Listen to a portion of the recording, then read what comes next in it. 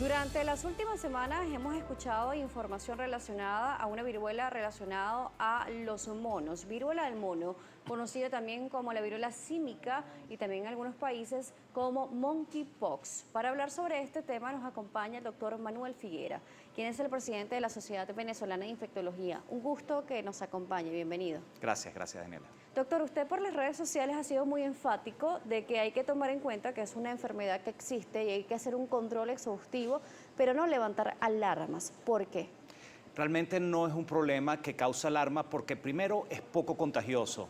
Es verdad que en África ya se conoce desde 1970 en humanos, pero lo que ha ocurrido en África es totalmente distinto a lo que está ocurriendo en el mundo occidental en este brote epidémico. En África la mortalidad podía llegar a ser del 1 al 10%, porque en África hay pobreza, desnutrición, falta de acceso a los servicios de salud, pero de los más de 1.300 casos confirmados que han habido en más de 31 pacientes, no ha habido ningún fallecido. Las personas que han sido hospitalizadas han sido muy pocos y han sido principalmente por medidas de aislamiento, no porque estén complicándose. ¿Estos casos que nos está hablando es durante estos años en África o son los que se contabilizan ahorita? Ahorita desde mayo que se ha visto los primeros casos en Reino Unido y ahí en España, en Portugal, en Alemania, en Estados Unidos, en Canadá. Ningún caso de estos ha fallecido de los más de 1.300 casos que están ocurriendo en el mundo occidental, y las pocas hospitalizaciones han sido en personas que han querido ser aisladas más que por problemas o complicaciones. Entonces, eso llama a la tranquilidad, y el contagio ha sido por un contacto muy estrecho, piel con boca o boca con boca. La posibilidad de contagio respiratorio no se ha documentado. Hay pocas personas de personal de salud que se han contagiado, probablemente por no usar los equipos de protección personal de mascarillas, careta facial, guantes, y al final los casos, a pesar de que están en más de 31 países, apenas son un poco más de 1.300, 1.400 casos los que hay en un mes, y es poco. Vamos a hablar sobre la diferencia entre la viruela, que fue erradicada, que así lo anunció la Organización Mundial de la Salud, y esta viruela del mono que sigue estando presente. Además, vamos a ver la diferencia en los métodos de contagio. El género del virus se llama ortopoxvirus, y al mismo género pertenecen la viruela, que está erradicada desde 1980 por las campañas de vacunación masiva, pertenece el virus del mono y pertenecen otros virus que le dan a otros animales, igualmente la vaccinia.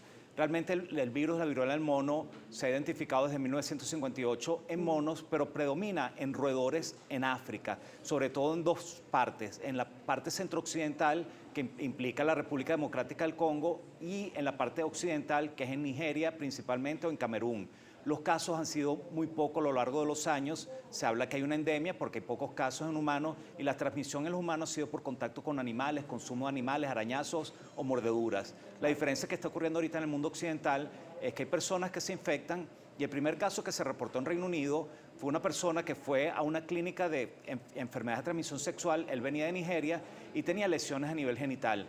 Identificaron que era viruela del mono, y a pesar de que no es una infección de transmisión sexual, en el acto sexual hay un contacto estrecho piel con piel, y por eso los contagios que han ocurrido hoy en día han predominado en hombres jóvenes y que tienen relaciones hombre con hombre. No es exclusivo de hombre con hombre, pero ni discriminatorio tampoco. Ni es discriminatorio hablar de esto, pero es importante alertarlo porque es lo que está ocurriendo desde el punto de vista epidemiológico.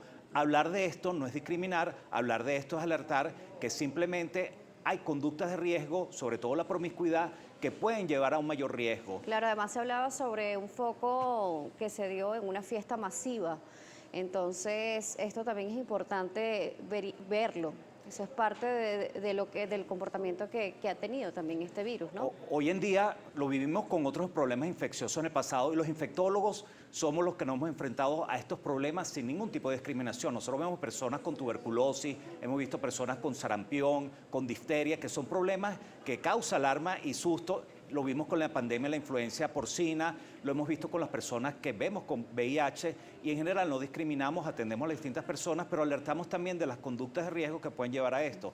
Por supuesto, fiestas masivas donde haya eventualmente contacto estrecho con múltiples personas puede ser un factor de riesgo, pero viajar en un avión no es un riesgo. No se ha documentado ningún caso de personas que hayan viajado con estos viajeros. Hay casos en Argentina, hay casos en Brasil, en México, en Venezuela, casos muy puntuales. Han venido de afuera, desde España, desde Europa principalmente, y ninguno de los viajeros que estuvieron en ese avión se contagiaron. Eso llama la tranquilidad, porque no es fácil de contagiarse Claro. con la viruela del mono. Tiene que ser un contacto demasiado Tiene que ser un estrecho. contacto demasiado estrecho Y prolongado. y prolongado. Y por eso las personas que eventualmente tienen un contacto estrecho, como puede ser en el acto sexual o eventualmente besándose, pudiera haber un riesgo en ese sentido, y el llamado es a tener la conciencia que existe este problema, no está causando mortalidad, pero evidentemente si se conduce a prácticas eventualmente de riesgo y si eventualmente hay promiscuidad, hay mayor posibilidad de contagiarse sin implicar que esto estemos discriminando.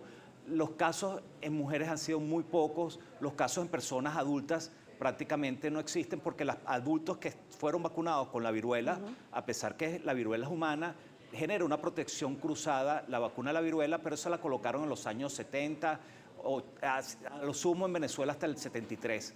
Por los que nacieron posteriormente Sí, al 73 no están protegidos. Hace poco escuchaba una entrevista también de un infectólogo y decía que muchos recibieron por lo menos hasta el 80 algún tipo de vacunación de viruela en nuestro país, el caso específico de Venezuela. En Venezuela prácticamente de los años 60 y en América prácticamente no habían casos de viruela, solo en Brasil, y se pudo erradicar en el resto del mundo con las medidas masivas, y fue en 1980 que se declaró la erradicación de la viruela. Sí. Los que estuvieron vacunados con la viruela en el pasado tienen una protección cruzada y por eso es que no ha habido casos en adultos mayores. Y al final eso habla que incluso a pesar de que han pasado décadas, las vacunas en algunos casos siguen funcionando y siguen protegiéndonos. ¿Cuál es la diferencia en manifestación de salud de la viruela? Ya vemos que una proviene de un animal que se encuentra actualmente activo en África y que puede ser a través de consumir estos animales o por un contacto también con este animal, sea un arañazo, un mordisco, un contacto directo, ¿no? ¿Qué pasa con la diferencia de las manifestaciones físicas de salud entre una viruela y la otra? Aparte de la descripción que ha hecho la Organización Mundial de la Salud, ha establecido que hay diferencias con respecto a lo que ocurre en África. En África hoy en día hay más de 1.400 casos en 11 países y ha habido alrededor de 50 muertes, pero entendemos que en África las condiciones de salud, de pobreza, desnutrición son importantes. Igualmente las personas tienen otros problemas o condiciones de salud.